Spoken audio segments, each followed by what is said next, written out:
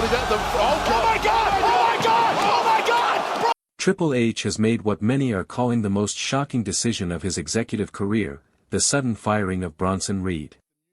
For months, Reed had been a prominent figure on WWE programming, bringing his size and power into storylines that tested even the strongest of the company's stars. Yet his pattern of increasingly aggressive attacks, particularly against members of the Bloodline, eventually crossed lines that WWE leadership could no longer tolerate.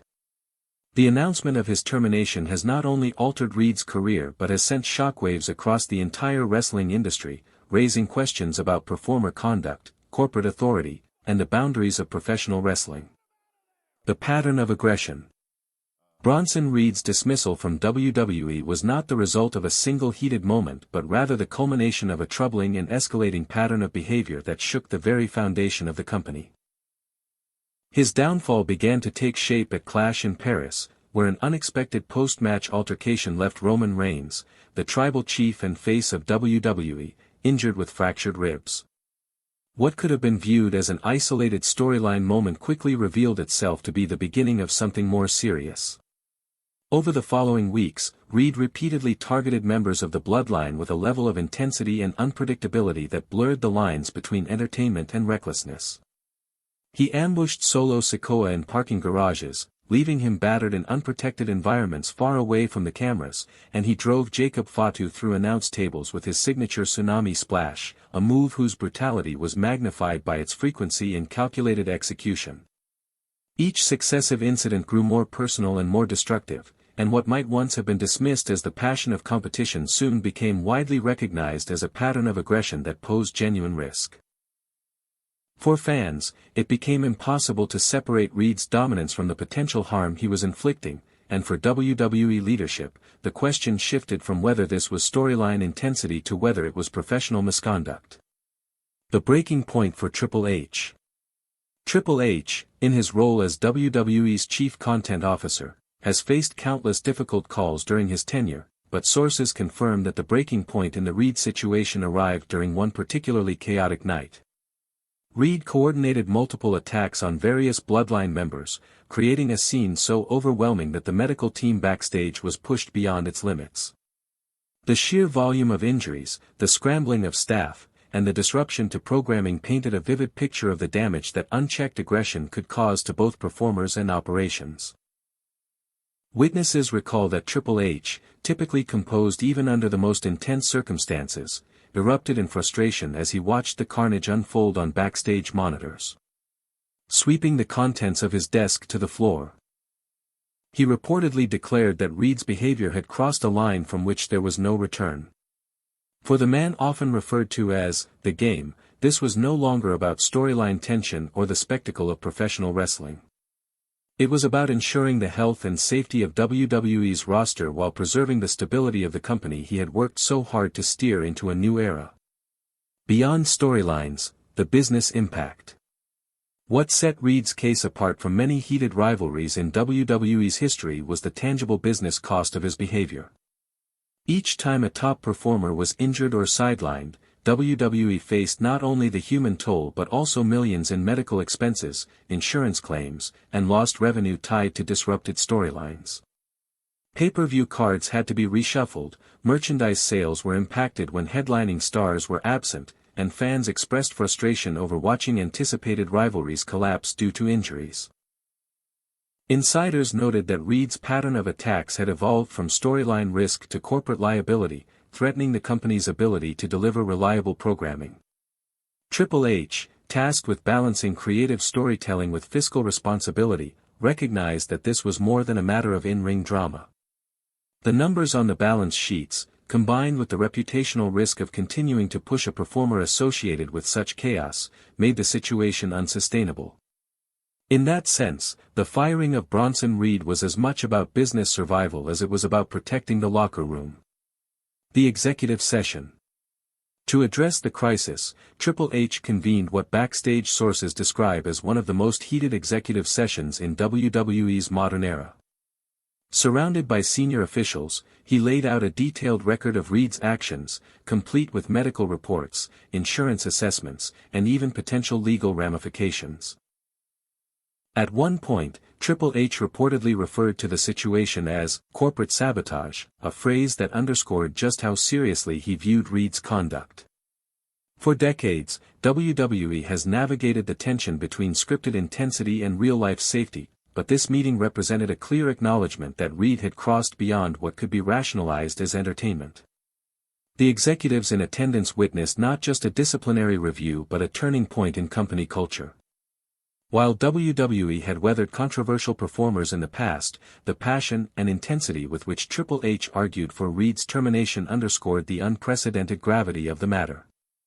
The outcome of that session was unanimous: something had to be done, and the action would be permanent. A new standard for WWE discipline.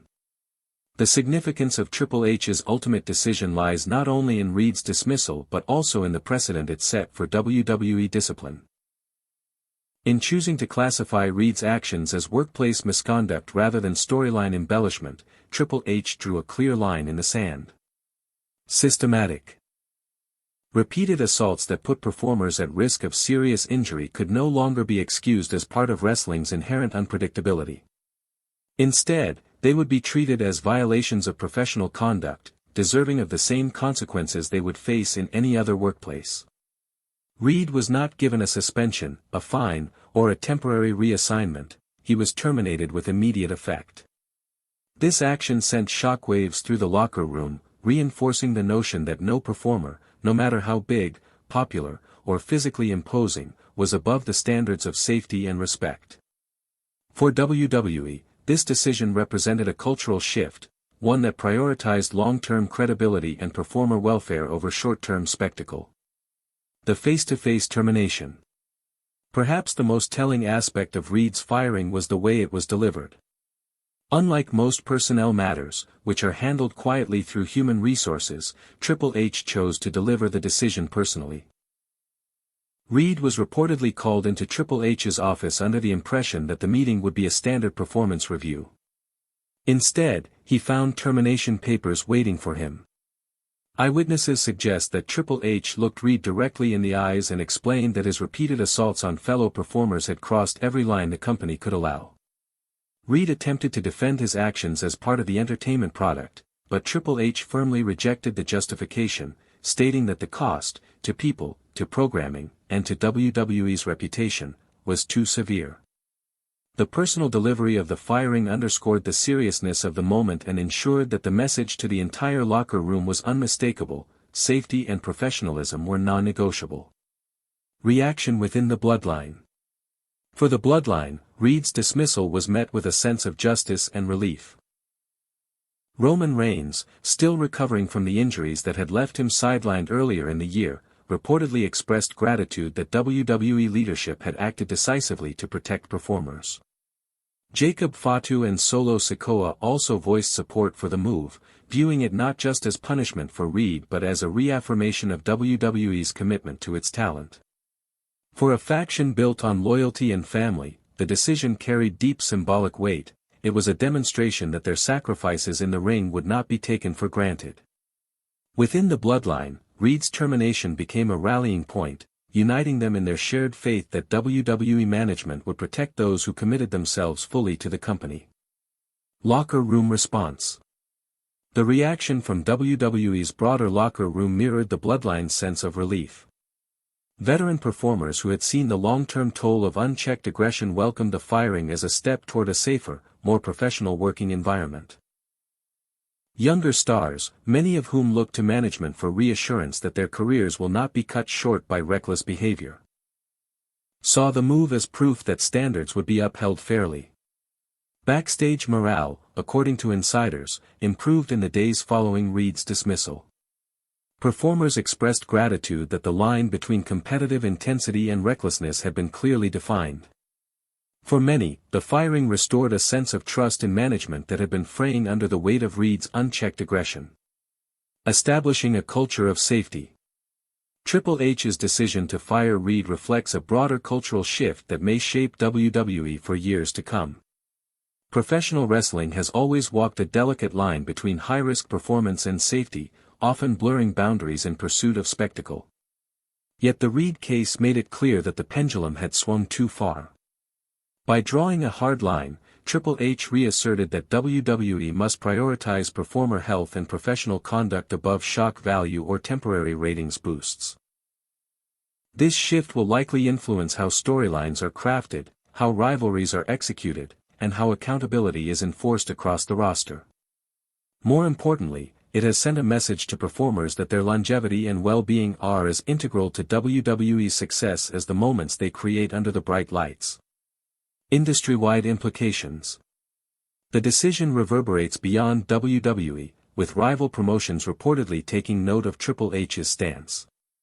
In an industry where competitiveness often drives companies to push performers to extremes, the firing establishes a new standard that systematic, career-threatening assaults are grounds for immediate dismissal. Other promotions are said to be reviewing their own policies for handling performer conduct, potentially leading to an industry-wide shift toward stronger safeguards. If so, the ripple effect of Reed's termination may ultimately result in safer working environments for wrestlers worldwide, fundamentally reshaping the culture of professional wrestling. The human element for Reed. For Bronson Reed, the firing represents a dramatic and deeply personal turning point in a career that once appeared destined for main event stardom. Known for his imposing size and devastating in-ring style, Reed had carved out a reputation as one of WWE's most dominant forces. Yet the same traits that made him compelling also contributed to his downfall when paired with unchecked aggression. With his WWE contract terminated, Reed's future is uncertain. Reports suggest that rival promotions, both in the US and abroad, are hesitant to bring him in, wary of the reputation he now carries. What was once a path toward championships and legacy has become a cautionary tale, a reminder of how quickly opportunity can vanish when professional lines are crossed. Triple H's defining moment as a leader. For Triple H, Reed's termination may ultimately be remembered as one of the defining moments of his leadership. By choosing accountability over potential, he reinforced his authority and demonstrated that WWE's commitment to safety outweighs the allure of star power. The decision may have cost the company a powerful performer, but it strengthened its credibility and sent a message of reassurance to talent, partners, and fans. As WWE continues to evolve under his guidance, this episode may be cited as proof that the company can uphold high standards even in the face of difficult choices. For Triple H, it was a moment of clarity. Leadership is not about avoiding conflict but about confronting it decisively in defense of the bigger picture. A precedent set in stone.